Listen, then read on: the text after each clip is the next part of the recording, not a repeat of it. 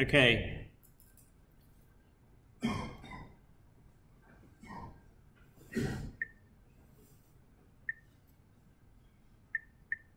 That does nothing. So, today's lecture is going to be about security. It is by far the most important lecture on the course. It's also where you'll be able to pick up the most marks, or the most easy marks, in your web application.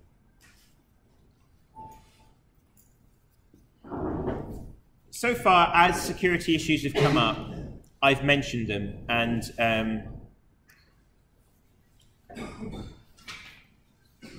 so I've talked about data sanitation, sanitizing, and cross-site scripting and things already. But it's the kind of thing that is so important that I'm going to spend an entire lecture going on through this in detail. It makes quite a big proportion of your final mark in the end, is the security of your web application. Because like I've said before, it would be unethical for me to let someone who can't make a secure web application be able to say, I've got a degree and I got a first in a module that's called web design or web development. It's really important. It's something you are going to be liable for as a developer. And it's something that most people aren't going to notice if you do a good job. And that can sometimes feel tough because you might be working on a project like a website or web application, and you might have a limited amount of time to work on this. And you might think, well, if I spend more time on making this JavaScript work really well or really working on my UI, people will notice that I've done something. They will see that you've done some work. Spending time on security is not a visible thing. It's something that people aren't going to notice. They only notice if you don't spend time on it. So you've got it can be kind of boring, but that's life, and you need to know this stuff. And as professionals, you need to stay up to date with it if you want to be a web developer. 2 simple rules. 1, excuse me. Don't assume that the framework you're using is going to do everything for you. Don't just assume that Microsoft have thought of every single security flaw and are making sure your application is going to be great. There are some, as we will see, there are some security flaws that are introduced by the framework itself. And you need to know about them so you don't use the framework incorrectly. Rule number 2. Never trust any data that your user gives you. Consider everyone that's using your web application as some evil person who wants to do something bad, and you'll probably be all right. So maybe you think that maybe you're doing for your project, you're doing a web application, and you think, well, what I'm doing is kind of cool, and rightly, you want to share that with the world, right? You want to put that online and let people try your project. And you should be wanting to do that kind of thing. Well, no one's going to want to hack your little thing, right? Because you're not a bank, you're not a shop. Why would anyone want to do that? Well, they will. If you put something on the internet, people will try and break it, even if it's small. If you get any kind of interest, people will try and break your thing. Some attacks aren't even people, but machines, computers that spend their time looking for vulnerabilities on the internet that they can exploit.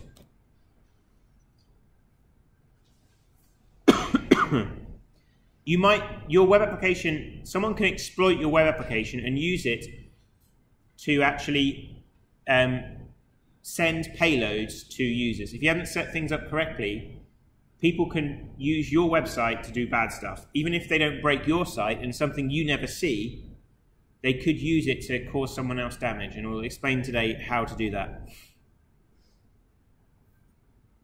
To protect yourself in terms of liability and your users, you need to start designing your application with security in mind from the start. It's a hard lesson to learn, I've made mistakes in the past. I've put web applications online without enough knowledge in this area, and they got cracked. And I was lucky that when it happened to me, it was someone who was going around, like, they did it kind of as a joke and also to kind of nudge me and say, look, you've done this really badly, you need to secure this. It could have been much, much worse, and I'd have been liable for it. But I didn't do a web development course. So I've learned that since. So you guys are doing a web development course, so you're not going to make that mistake. So who are these people, and why are they attacking your website? Well, we can kind of split them into three groups, roughly.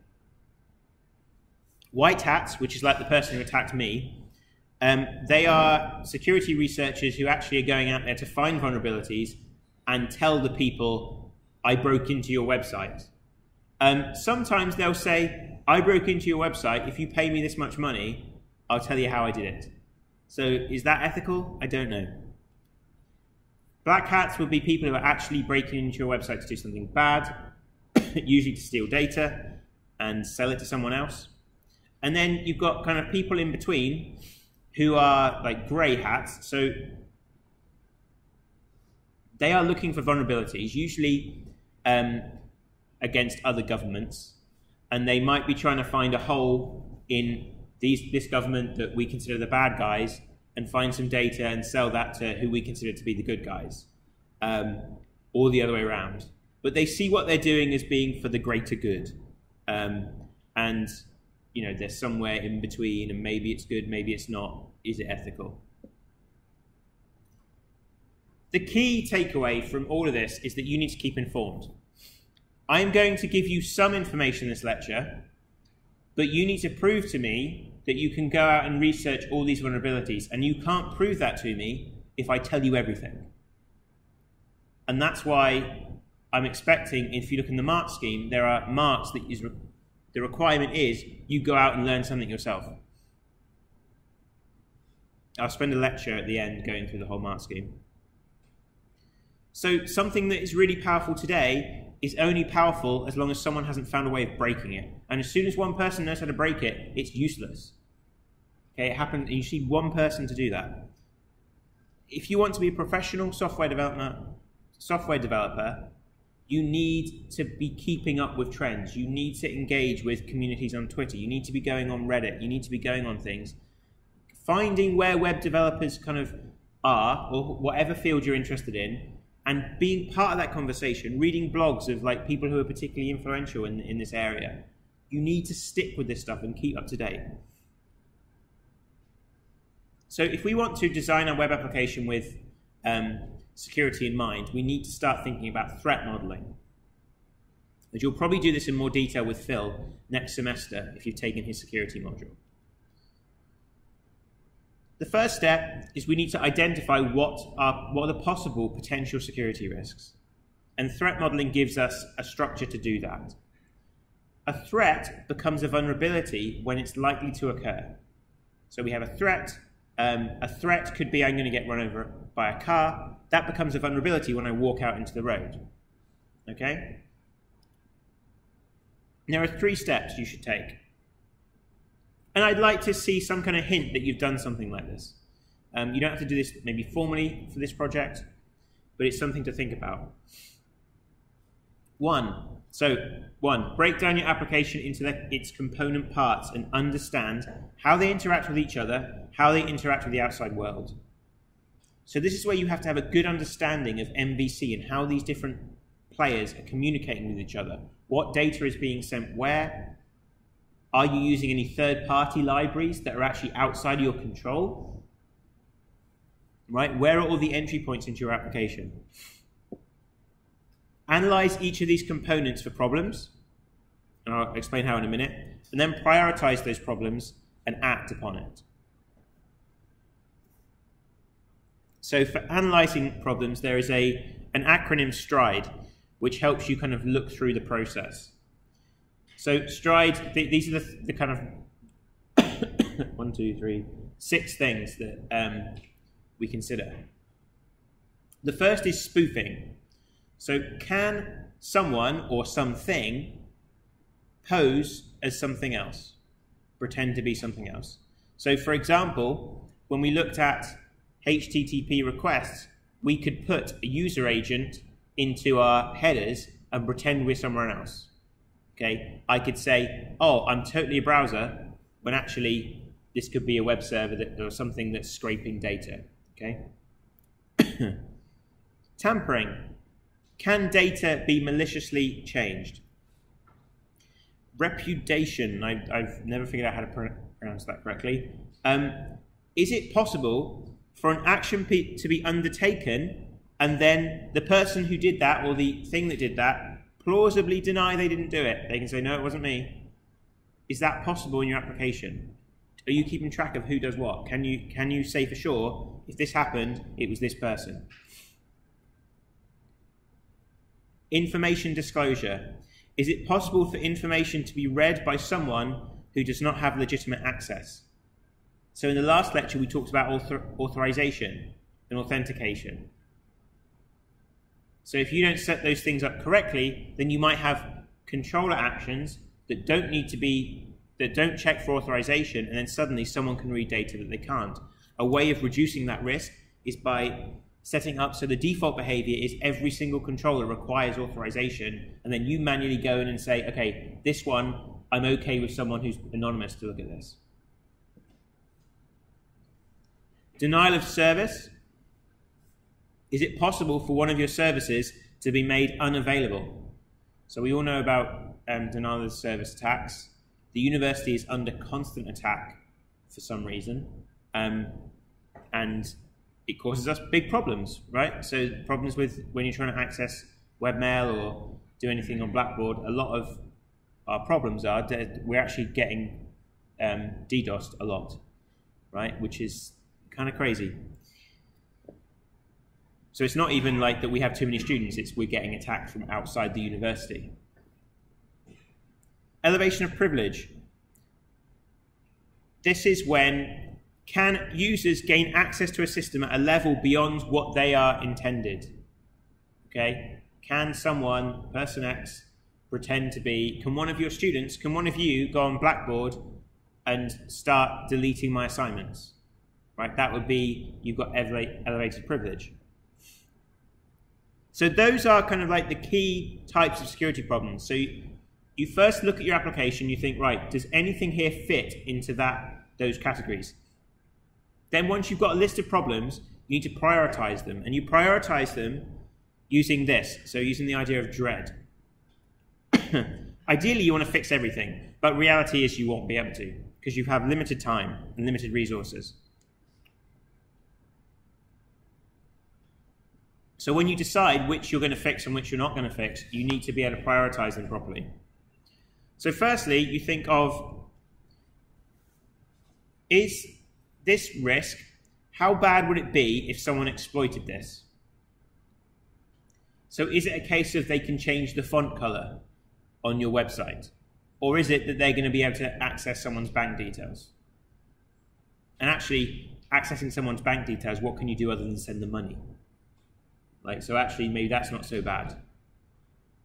So think about what's this problem going to cause? Reproducibility. How hard is the problem to reproduce? Is this something that most people could actually exploit? Or, well, not, sorry, no, that's not quite right. Is this something that is because of a random error, that there has to be, all the stars have got to align for this to actually work? Or is this something that is just always open and can be exploited at any time? How easy is it to do? Like, can everyone do it? So, for example, like using a hash function, you can like search through every string and break it eventually. But that's really difficult. So, for me, if I've got a leaderboard for a game I made, like people aren't going to care that much and aren't going to set up a cluster of computers to crack my leaderboard so they get a high score. But if I was running a bank, that's a different story, right? I need to think about that because the damage potential and how easy it is to do, the scales start balancing, and you think someone might try and do it. what proportion of your users would be affected by an attack? Is it going to affect everybody or just a few people? And that's a horrible thing to think about, but that's the reality of a situation, is people will think like that and say, well, it's only going to affect like 200-300 people, so it's all right. We'll just hope, you know, that it won't be a PR problem because there'll only be 200 of them, right? And that is the kind of thought process that goes on. And it's kind of your job as professionals to fight against that kind of thinking, but also you do have to kind of take it into account.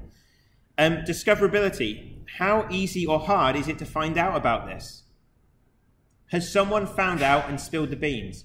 So Nintendo, they have a big problem with, they seem to have a big problem with their hardware and people pirating like DS games.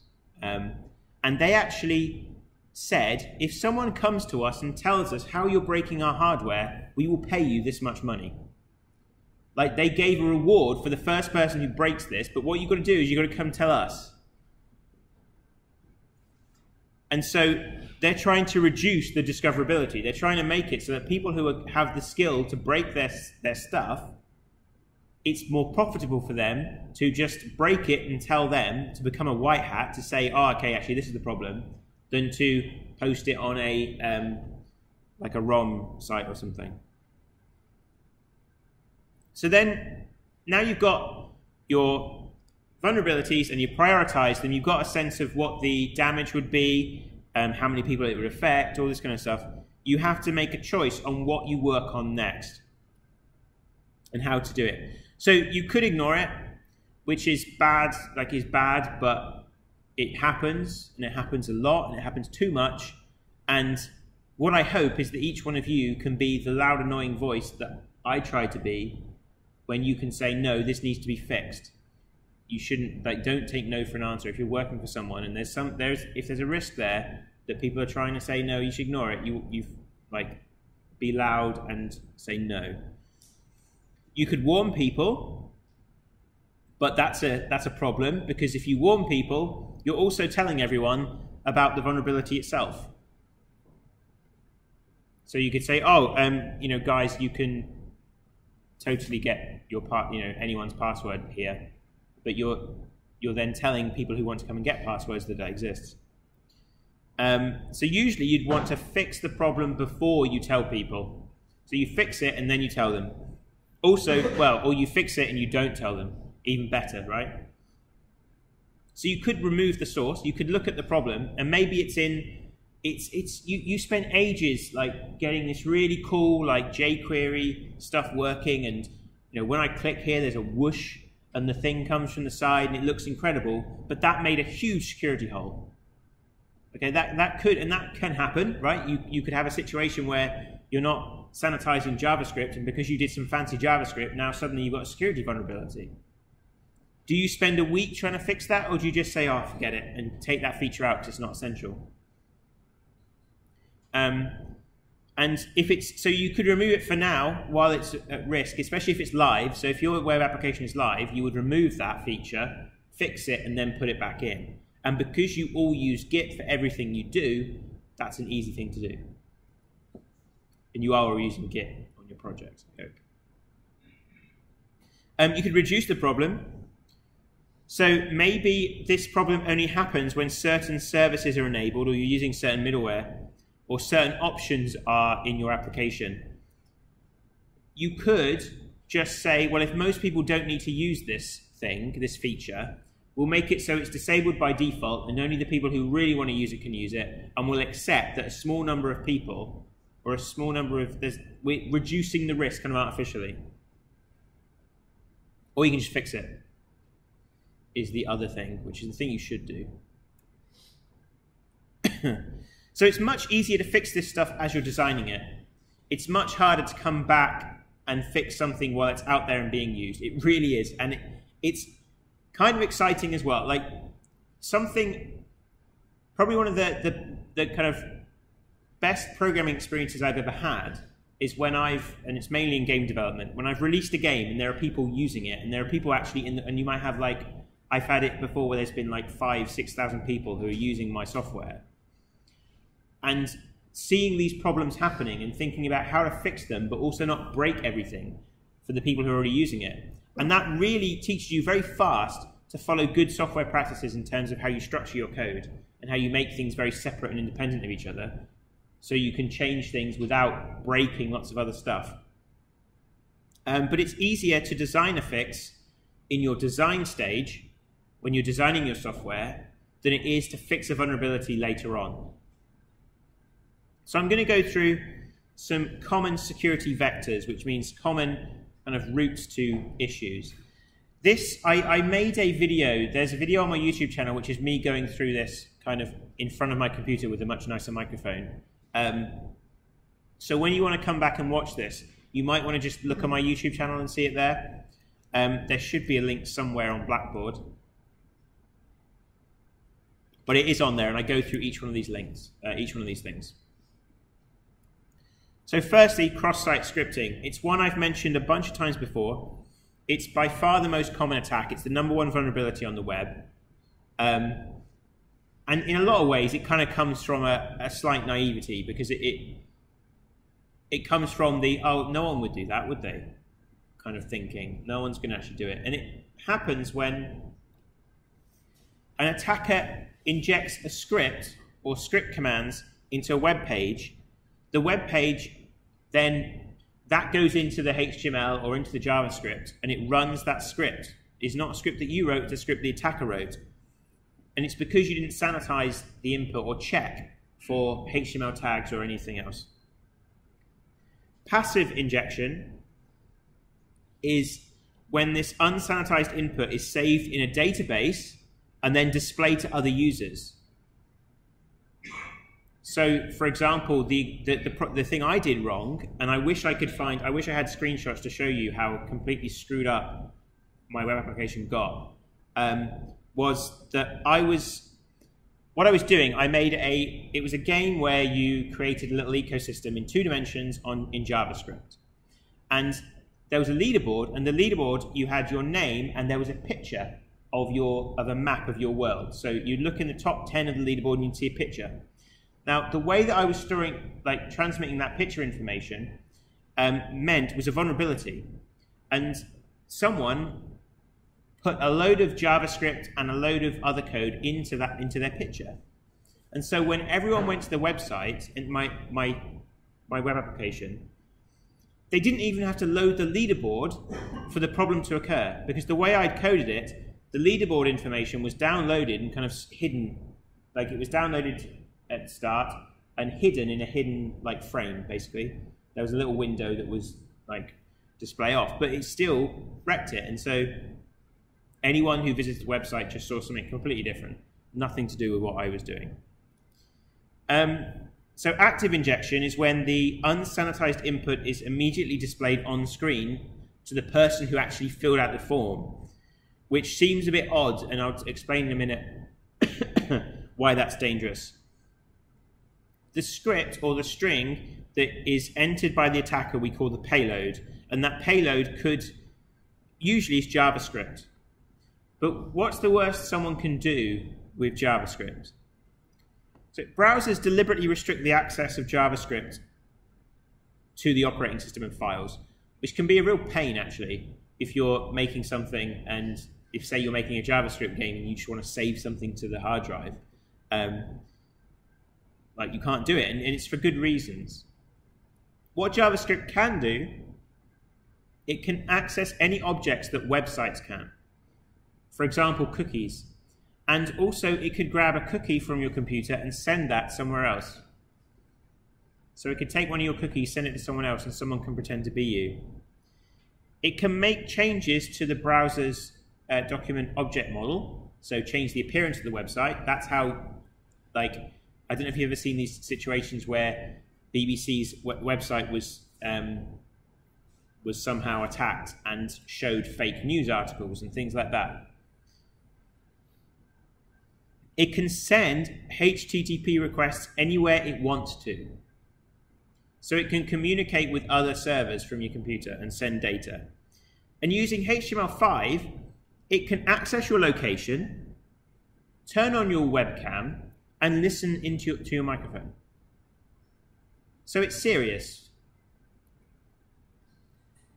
So, passive injection. So this is when the payload is saved to the database. So it usually happens, it used to happen a lot when people would have, a common thing you used to have, which you don't have anymore, I don't know if any of you know this, but you make your website, but you had no real way of knowing if people were even visiting your website. So you would have a guest book, and people would just like sign the guest book to say they visited your website. And it's kind of been replaced by comments, which I'm not sure was a good thing. And so these were usually just someone wrote a PHP, some really simple PHP that just took the string that you wrote in and displayed it. And so that happened. It happens with web games. But instead of entering a comment, the hacker enters a script, and then when the users come, that is loaded from the database, and then something bad happens. It's arguably the worst kind of attack because once it's on your database, it'll affect everyone immediately. And when my website got attacked, it got attacked kind of like at midnight or something, and I woke up in the morning to like everyone tell me this is, stuff has happened. So I'll let you go through this in your own time, but this shows you how to use that to basically steal someone's cookie and then use that to impersonate someone.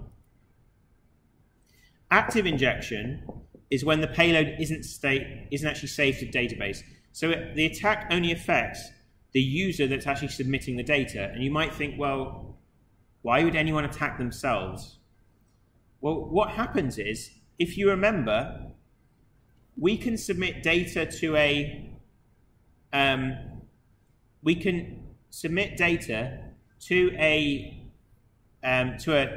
web server or to a web application using just the URL, using a GET request, using GET parameters.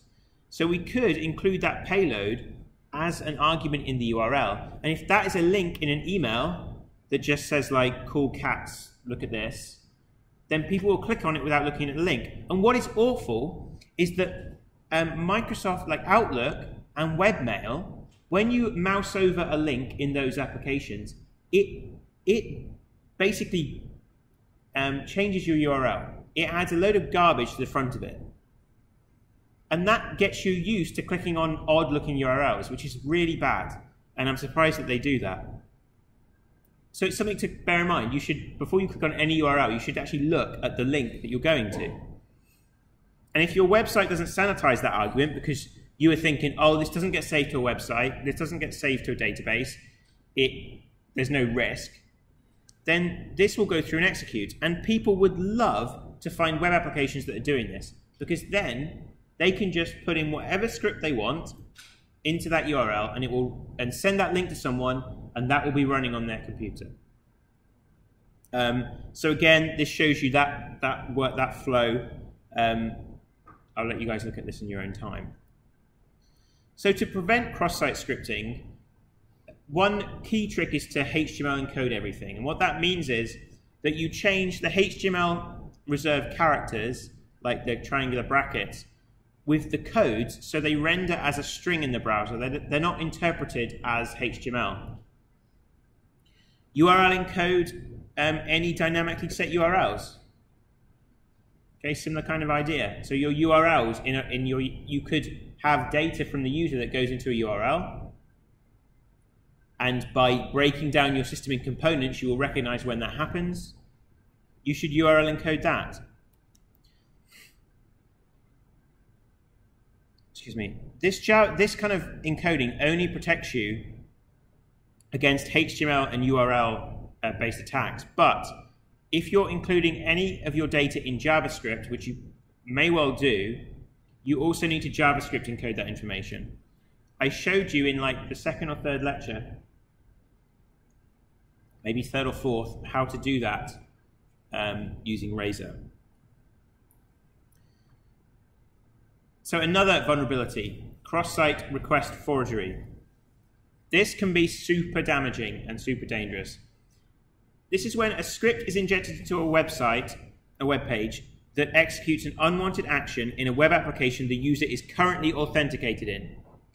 So you have typed in your password and authenticated yourself on a website. And this website knows that you're authenticated. The attacker then performs an action on that site that you're already authenticated in. So for example, imagine that your bank account uses a request like this to transfer money. So we could have get and then our URL, and the transfer is account bill. So that's the account you're transferring the money to, and the amount you're transferring, so $100 or something. So let's say that that's how your bank application works. You then, if you're an attacker, you might notice that you have an account at that bank, and you say, oh, I can see what's going on here. If I make a URL that looks like this, transfer account me, so to my account, $1 or £1, then if I send that link, if someone who is logged into their bank account clicks on that link, they will send £1 to me. Okay, they don't even have to see anything happening because they've sent that request. The web application has looked, oh yeah, no, this guy's logged in, so yeah, we're all good, and then it sends the £1. And this is something that happened, right? This is not made up. This kind of thing's happened. So if you're clever, and if you say, yeah, we're only going to do £1. Each time we do this, we're only transferring £1. But you could either get them to click on the link, or probably a slightly more clever way to do it, you could hide this action or this URL as the source attribute of a 0x0 image. So in the image, you've got image src source equals and then the URL of the image. If you make that URL, this URL, instead of getting an image, it will perform this request. So you find a really popular forum or a really popular website, and you do that. You put an image in there that's got that URL, and you hope that of the 10,000 people that visit that web page, 10% of those people also are logged into their online banking in a different tab, or something like that. And it's a game of numbers, and hopefully no one notices. They just say, oh, I paid £1 or something. Like, I don't know, to be honest, less than £5, and I'm not checking my account. Right, I just figured that I probably did that. Even if the bank uses post instead of a get, you can actually build a hidden form. You can build a full form into a web page, fill in values, submit the form, and just have that all completely hidden. So from your point of view, you don't see anything. So preventing these, luckily, is quite easy in ASP.NET.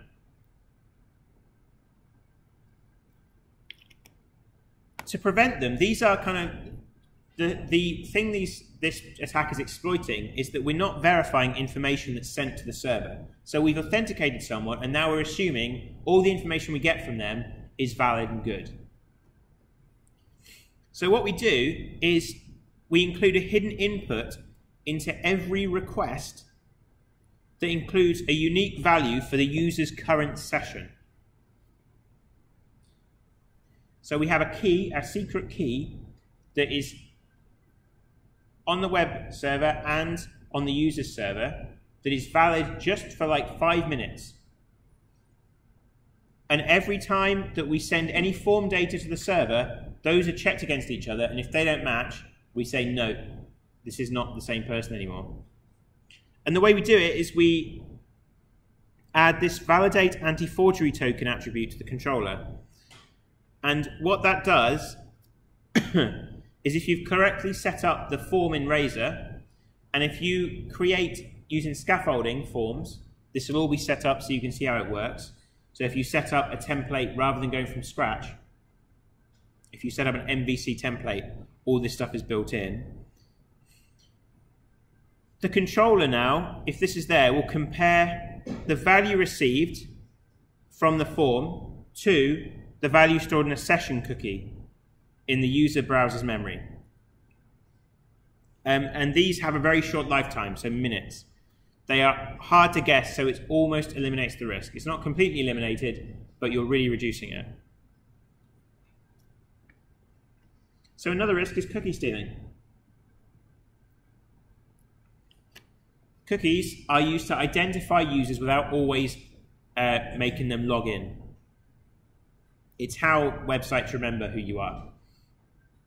There are two types of cookie. The session cookie, which is stored in your browser's memory, not on the hard drive, and transmitted in the header during every request. Those are what are used for the Crosssite forgery stuff. Then there are persistent cookies, which are actually stored on your hard drive as a text file, and these are transmitted in the same way. Session cookies are forgotten at the end of the session, whereas persistent cookies help a site remember who you are. So if someone gets hold of your persistent cookie, they can pretend to be you. And using that kind of script, you can send a cookie anywhere you want. So you would use like cross-site scripting or something else to inject that code into a site and get someone's cookie. To prevent it is relatively straightforward. Browsers can automatically invalidate cookies if anything but the server sets or changes it, which stops most of these issues. By default, this is enabled through HTTP-only cookies, which is is part of ASP.NET. So this is something that is enabled by default. So unless you're using someone else's middleware or creating your own cookies, this will all be working in your web application straight away. But this is something you can break, so you need to be careful and read about how this is done. Overposting is an example of a risk that's introduced by the framework, which I've mentioned a few times before. Model binding means whatever data is sent to the server, it will look at all the values in that form data or in the get parameters, and if any of those match the model, it just fills in the values. So for example, and I think I showed this example like 3 lectures in, we could have a model that's a review that has an approved Boolean. And we could have written our application in a way that says, okay, so a user submits a product ID, but we're going to approve it. We need a moderator to approve it before it displays. I could then, if it's my product they're reviewing, I could submit a fake review and build my own form and actually send this approved Boolean with the rest of the information. And model binding, if we were just using this review, the model binding would go through and say, oh, they're sending an approved Boolean and it's expecting an approved Boolean, so I'm going to set it. And so you can bypass your application. So it's not enough just to not give your user the form box to fill in these things, because I can make my own form and I can submit data to your website. The way to fix it is to use view-specific models, is to only ever be transmitting view-specific models from your view to your controller. And that way you build those to only include the data you want to send. So that's how you fix these attacks. You can also, and this is not as good practice, you can actually use data attributes on your model definition to say, okay, I only want the model binder to bind the name and the comment.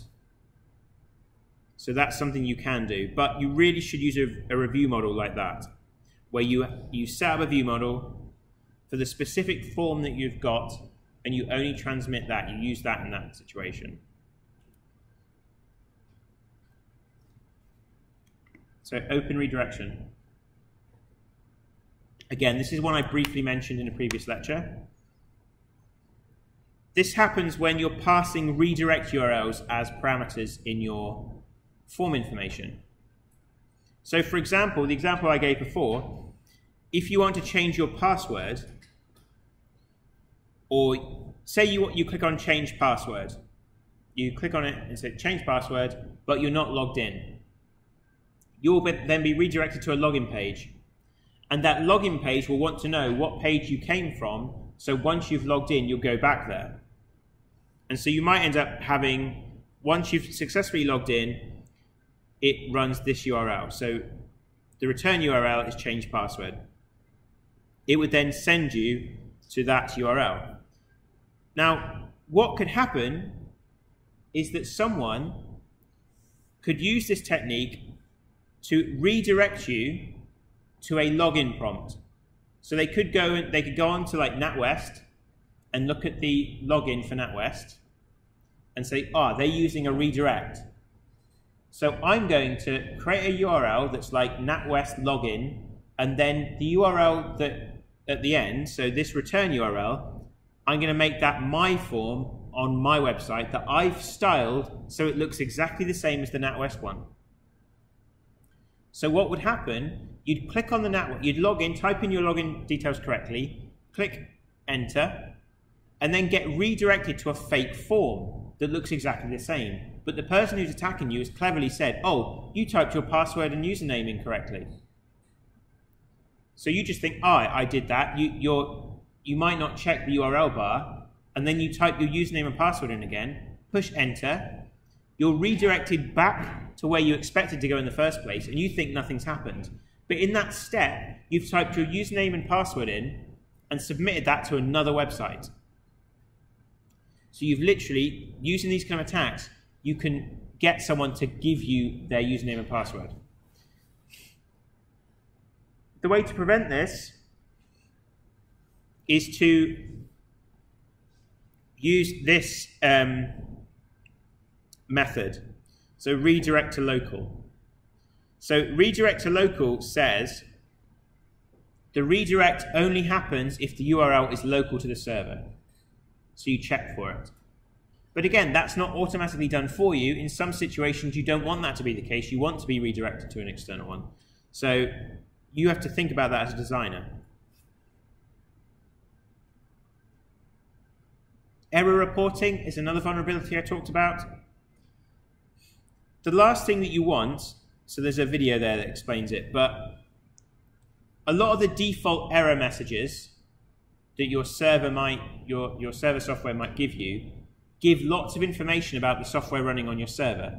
And the last thing you want is for people who are attacking your website to have information about what version of software you're using, because it gives them information on, they might know the vulnerabilities of that version and they know how to attack it. So what you can do is in the startup CS file, before you add middleware, there is this thing here that says if environment is development, then use the developer exception page, which has extra information. Otherwise, use exception handler, and then you can create your custom error messages there. I want you to assume that when you submit your coursework to me, it's being deployed. So I'm going to expect, I'm going to test, I'm going to make the website give me an error, and if I see server version numbers there, then you failed to account for this security vulnerability. Okay? So that's something to bear in mind. So I would actually, well, you'll have to show me in the code where you've done that. Okay? So make sure you're using this correctly. So if you're in a development environment, it does one thing. If it's actually deployed on the server, it does another thing. So in summary, I introduced you there to a bunch of security vectors, most of which I've covered before, but this is more detail. You should design your web application with those things in mind from the start. There's a good website there to look at, and always think about how someone else could try and break in to your application. So it was a lot of information, but to be honest, the key takeaway for you for this module